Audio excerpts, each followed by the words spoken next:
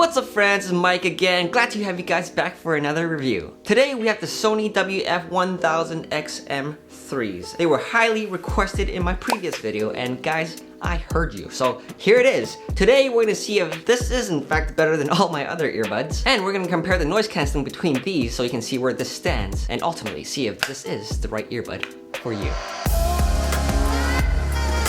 So I got these for around 300 bucks plus tax Canadian, and at that price I really think they're trying to compete with these earbuds. So first we're gonna go over the sound quality. So after days of listening for this for hours and comparing them with other earbuds, I found that the sound is very clear, balanced, and neutral. And by that I mean that the bass is very strong, it packs in a tight punch, and it sounds big, like there's a big sound stage. And at the same time it's not too overwhelming or too amplified. So after hours of listening to this, there's no like bass ear fatigue going. And with that being said, the mids and the highs have a lot of clarity in them as well. I was especially impressed with the details in the highs. So for example, when I'm listening to acoustic guitar, for some songs I can actually hear all the strings being hit by the pick and I'm just like, whoa there. That's detailed. And also I would discover things that pop out from like my left or right side and I was like, what's going on? I had to take my earbuds off and see if there's something going on outside. And overall, you can't really complain about anything in the sound. Although it's lacking aptX and LDAC, I don't think that really matters. So I think the Sonys are better than the Jabras in almost every area.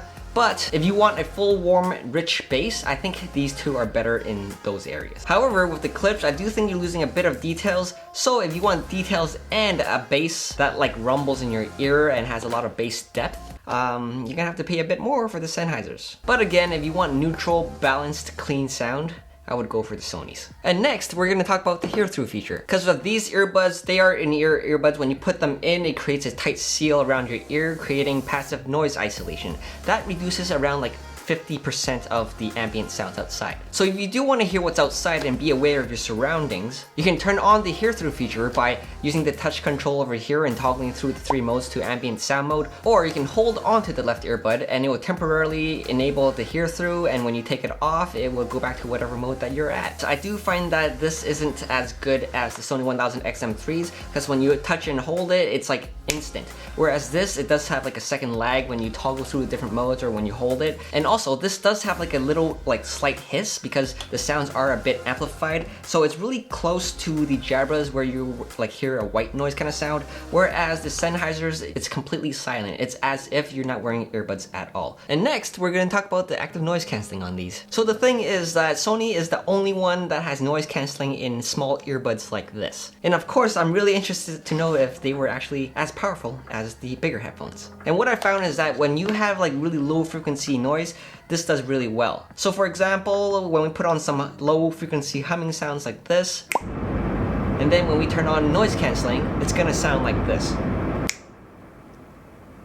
So it cuts out that sound pretty well, and I'm very impressed. So in these type of environments, it's really effective. You can play your music at a lower volume so that you can really relax and think. Because I don't know about you, when I play my music too loud, I can't think. I need to lower the volume to think. But however, if you're in environments that have spontaneous high frequency sounds, like if you're at a coffee shop, at the mall, food court, or in the kitchen with all those glassware clinging and clanging, it's not gonna do so well. So if we add in some of that background noise like this, and when you add in noise cancelling, it sounds like this.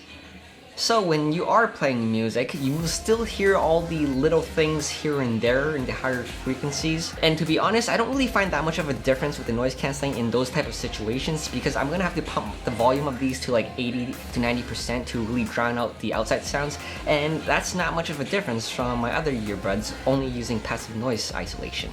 So overall, the active noise cancelling is very impressive. It does create like a bubble around you. It's not a gimmick, but it's just not going to replace your active noise cancelling headphone, which can actually block out some of the higher frequency sounds. Now, the other thing is that the connection quality and the ease of use is actually the favorite part of these earbuds for me. Now, what I mean by that is that my previous favorite was the Jabras because they can sync to 2 devices at the same time, and this made it really convenient if you use your earbuds on multiple devices. But however, sometimes when you're connected to 2 devices, it gets a bit jittery because it doesn't know which connection to receive from, so sometimes you do have to turn one of the 2 off. And as for the Sonys and how it beats the Jabras is that it actually uses NFC in the case. So for example, if my earbuds are connected to my computer right now, all I gotta do to connect this to my Android phone is to just tap it and bam. I am connected. And the other thing is that the Bluetooth connection in this is hot swappable. This means that if I want to connect it to my computer back there, all I gotta do is go in the Bluetooth settings there and press connect, and it's simply connected back. I don't have to go in my already connected device to unpair it first and then pair it there, or unpair these headphones by like holding it for 7 seconds. So that to me is very useful. It's more stable than having simultaneous connections. And the only earbuds that have that is the Galaxy Buds right here and the Apple AirPods and the Powerbeats Pro. And like those earbuds, you can use these independently as well. There's no primary or secondary because most of them you can only use the right one. But this, it connects its Bluetooth both at the same time to the same device for a stronger connection. And I gotta say that when I was watching video and playing games with these, there's absolutely no lag at all. So these are pretty impressive and easy to use. And it's all about the user experience, guys. The more easy it is and the more you like to use it, the more you use it. So very well done there, Sony. And next, we are gonna talk about the build quality. So starting with the case, it's made with a plastic all around.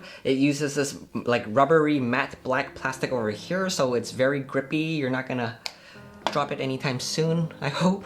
And on the top over here, it uses a rose gold color. It's very similar to the accents on the 1000XM3s. It's very classy. But however, both these textures aren't very scratch resistant at all. Because I don't know if you can see this, but I've already scratched my case. And this happened because it was in my pockets and my keys was right here and it was like scratching doing something. So if you are putting it in your pockets, turn it the other way around and let it scratch this part. It's less noticeable. Because when I saw that scratch, I was like, it hurt! Anyways, talking about putting in your pocket, the case is actually the size of 2 packs of gum like this, and this size over here. So when you put it in your pocket, it's quite pocketable. And the other thing to note here is that it uses USB Type-C, but there is no wireless charging. The battery is supposed to last 6 hours, and if you put it in the case, you'll get another 18, so you get 24 in total. But in my experience, with volume at 80% and the ANC on, I only got around 4. So maybe at a lower volume you get more, but yeah. And then as for the earbuds themselves, the build quality is great. It's actually a translucent black because you can see the red lights that are coming out of it. And when you take the earbuds out of the case, there's 3 things you should notice.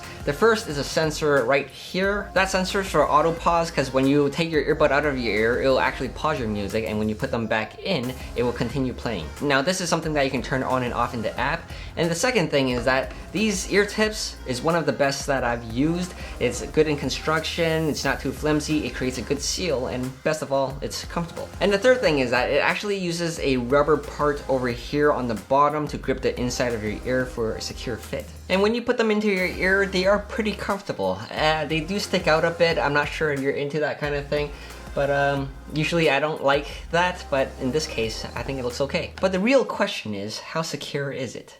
Here's the shake test.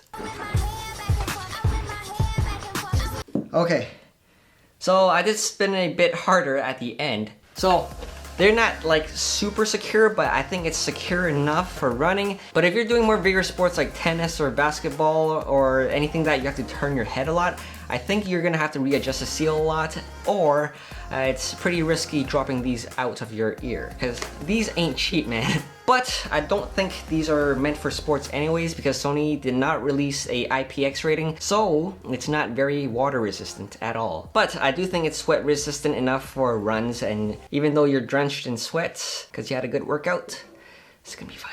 Just avoid the rain. And the other thing is that these uses touch controls, and man, I usually hate them because with my Sennheisers, these are frustrating. But with this, it's very accurate. I don't have to press more than I need to. I would say I like it, except for the fact that you can't control your volume up and down from the earbuds. And I do find this to be a bit annoying because for myself, when I'm running and when I'm like really in the zone, I don't want to slow down and go into my watch and adjust the volume from there. It's really a buzzkill. But I guess if you're just a casual person, riding the train, commuting, or whatever, you can always adjust it from your phone. It's not a big deal there. And last but not least, here is the call quality test for you in comparison with these two. Hey friends, so in this situation we're trying to emulate a coffee shop sound environment using my speakers back there, and in this test you want to see how well the mics are isolating my voice from the background sounds. Right now we're going to switch over to the Sonys.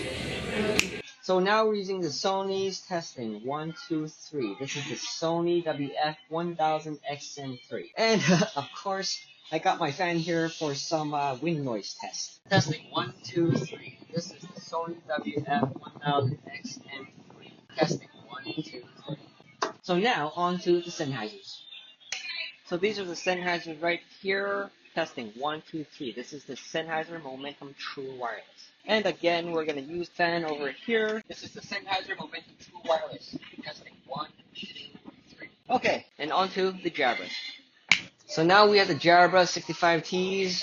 Testing 1, 2, 3. This is the Jabra 65T. And lastly, wind sound. Testing. This is the Jabra 65T. Testing 1, 2, 3. So guys, that's all the tests. I hope you heard the differences. I did update the Sennheisers to the latest firmware, which is 1.26. The call quality is supposed to be better, but is it good enough to compare with these? Comment below and let me know.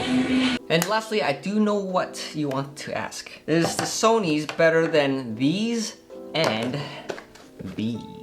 So I think at $230, I think it's safe to say that this, although it's kind of expensive, is better than all of these. And I gotta say that the Sennheiser and Jabras are my favorite earbuds. I recommend them to everyone, but there are compromises with these. With the Jabras, you have a great user experience, but the sound quality is just average. But on the other hand, the Sennheisers, the sound quality is amazing, but the user experience is frustrating. So this is where the Sony comes in, right in the middle. But to be honest, I do like the sound on the Sennheisers more, but you are paying a huge premium to get these. So overall, this thing as a package, as a whole, this has more features than the more expensive earbuds like the Sennheisers, B&O, and MW07s, and it's truly a refined and polished product. So I think it's safe to say that this is gonna be my #1 recommendation from now on. Mike Watt approved. So yes, if you can afford it, get it guys. So I really hope I helped you guys out here today. If you have any questions at all, please comment below. I'd love to help you out. And if you like this video and you want to see more, remember to like and subscribe and turn that bell on to get the latest updates from my channel from YouTube. And that's it for now. We'll see you in the next review.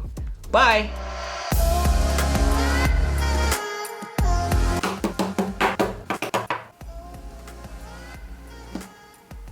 But there is no wireless charging, and it's odd because this is a case that would seem like it would have it because it lays flat down like this. You can't really like place. Well, you could place it like that, but you can't access your earbuds. It's kind of weird in that sense, but in my experience, I played these at 80% volume with ANC on. I only got like, oh my lord.